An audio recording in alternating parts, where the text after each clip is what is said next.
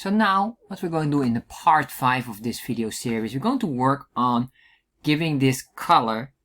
We're going to make here a square or what we call a backdrop. So to do this, we're going to scroll down here, and all we want to do here is to play within the ticks, specifically on the X scale number 2, which is the Saturday or the days, and X scale number 3, which shows the date numbers. So in here, I'm going to put an enter, and then we're going to say, first of all, show label backdrop. And what this allow, or set it on true, and this will set the stage to give it a color, specifically now for the scale number 2. So it gives the color at the background, but of course right now we have not specified the color. So we're going to say here, backdrop like that, color, and then we can make this blue, for example. If I save this, refresh, now everything becomes blue. Of course I don't want this. I want to pinpoint very specific. So how do we do this? Well, first of all, I want to show you the logic here, and this is the logic that we're going to apply, but then with a code afterwards. So for example, I'm going to say here, this will be a hashtag, we can do a hashtag EE, and then we can make this white. And if I save this, refresh, you can see here now it has a sequence. First one will be gray, second one will be white, etc, etc. So this logic could be done with a sequence of 2 times gray, 5 days, depending on when we have the starting date, of course, 5 days will be white. So let's start to play around with that. Luckily, because it is an array, it is also scriptable, and that will mean that we can create a script or code here. So we're going to make a script. We're going to say here the back, well, this is basically a callback functionality. And in this callback functionality, we can say color, index, and values. Although I won't be using the last 2. So what I want to do here is the following. Give you first an idea what is in the color, or what is this argument here. If I refresh this, right now it becomes all gray. Don't worry about that, just ignore it. You can see here we get a certain value, and we can hear the value from the tick value. You can see here the milliseconds value. This milliseconds is very important for us, because with that we can convert this into a date and check what exactly date this is, and then we can see if this is a Saturday or a Sunday. So what I'm going to say here, we go to tick dot value. So basically from color, tick, value, and then we should get here now every millisecond.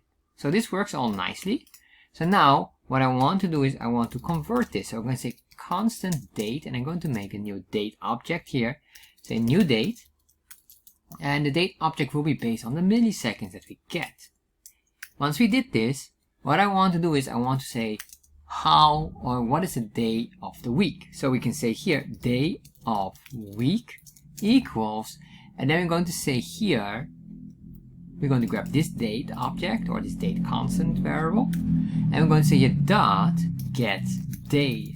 This command here gives us the specific day in a number.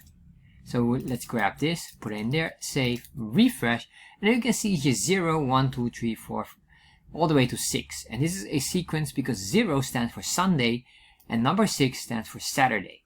So that should mean that the very first value should be 0 because this was a Sunday. And you can see this is correct. Alright, so now we have this information here. We can now start to work on checking, is this a Sunday or Saturday, yes or no. So what I'm going to do here, constant is Sunday.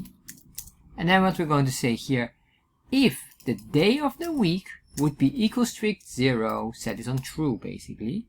And then what I want to do, the same logic, but then not for Sunday, but for Saturday. And Saturday, remember, that is number 6. We set this on true. Then what we're going to do is create an if statement. Or well, we can even do a console log first, just to show you what do we get here. This is Sunday should show the very first one as true. If I scroll up to the top, this one here is true, and then after that it should be in a sequence of 7. So this is all working well. What I want to do now is create an if statement. Say if is Saturday equals true, or is Sunday equals true. If this is the case, I want to return a value with the color hashtag triple E. And if that is false, what I want to do then is return the value. We can do it any color you want, but I'll just put in here white, but you could do another color as well to make it quite fancy. So if I refresh, you can see here now the sequence works nicely, and only the weekends are being selected and colored gray. So once you understand all of this, let's remove all of this here. We can use the same logic for the other scale as well. We're going to make sure we grab the show label backdrop and the backdrop color. Copy this, scroll down, go in here. We have already the comma here. Just paste this in here. Let's indent this properly. Save that, refresh, and there we are. Now we have all of this. We could even test this with, if I would make this. Let's make this green. Save. And as you can see here now, we have different colors. So, final item, what I want to do, you can see here. Let's convert this rotation. I'm not satisfied with the rotation here. So we're going up here into the scale, the X scale, the first one. And then in the ticks, we're going to say a max rotation. Set this on 0. Save. Make sure you have a comma. Refresh. Now it's straightened up. And that looks quite nice. And I think this is absolutely perfect. And we're done now with our nice customized scale.